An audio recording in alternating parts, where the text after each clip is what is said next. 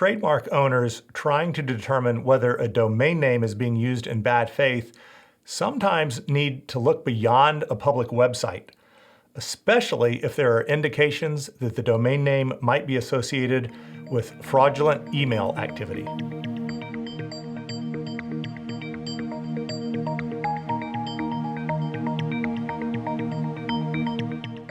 Hi, it's Doug Isenberg, and the case I'm talking about here included two things that trademark owners should explore when filing complaints under the UDRP, or Uniform Domain Name Dispute Resolution Policy.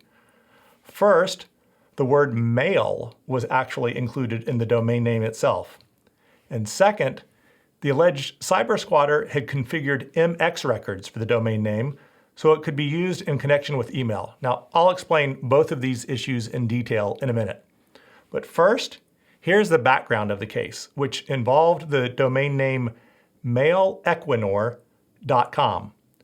The UDRP complaint was filed by a company called Equinor, which is engaged in the energy sector and is headquartered in Norway. Now, Equinor uses the domain name Equinor.com, and according to the UDRP decision, owns several trademark registrations for the word Equinor, including an international registration that was registered in 2018, about 2.5 years before the disputed domain name MailEquinor.com was created. In the UDRP case, Equinor argued that the domain name resolved to a parking page with pay-per-click or PPC links, which is a common way for a cybersquatter or others to monetize a domain name as part of an affiliate program that pays domain name registrants a small fee every time a website visitor clicks on one of the links. Some cybersquatters have large portfolios of domain names associated with PPC sites and earn substantial revenue just through the sheer volume of traffic that their domain names attract. But in this case, Equinor also argued that something else was going on. Specifically, it noted that the MX records for MailEquinor.com were active, which it said meant that there was a high risk that fraudulent emails could be sent using the domain name. Now, an MX record is simply an acronym for mail exchange, and if it exists, it appears in the DNS, or domain name system records, associated with a domain name. An MX record is a technical entry that indicates how email messages using a specific domain name should be routed. Like all DNS entries, MX records are not configured by default and only exist if and when a domain name registrant chooses to create them.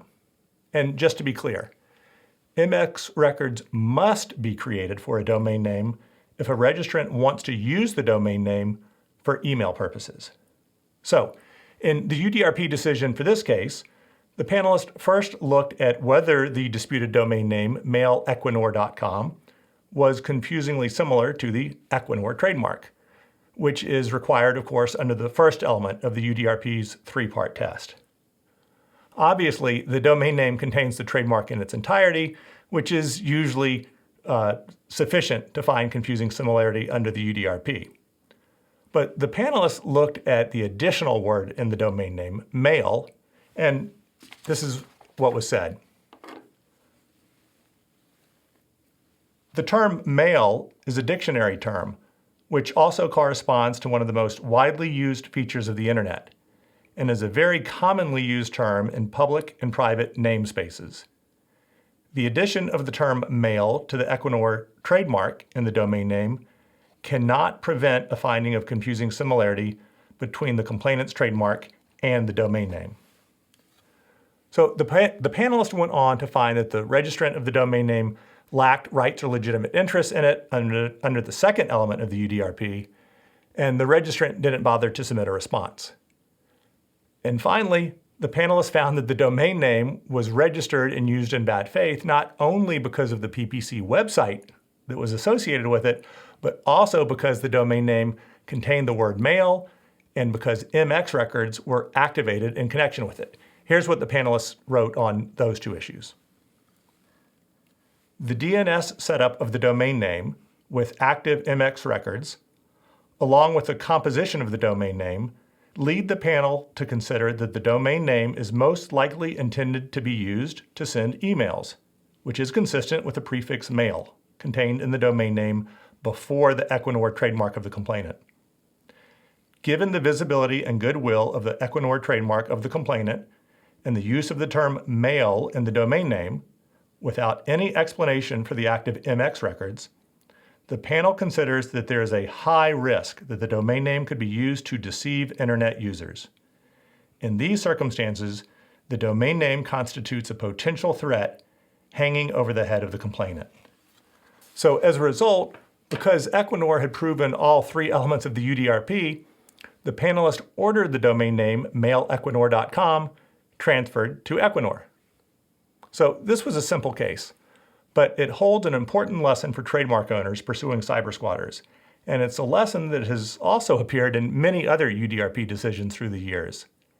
How a domain name is being used publicly is not the only manner in which bad faith is assessed.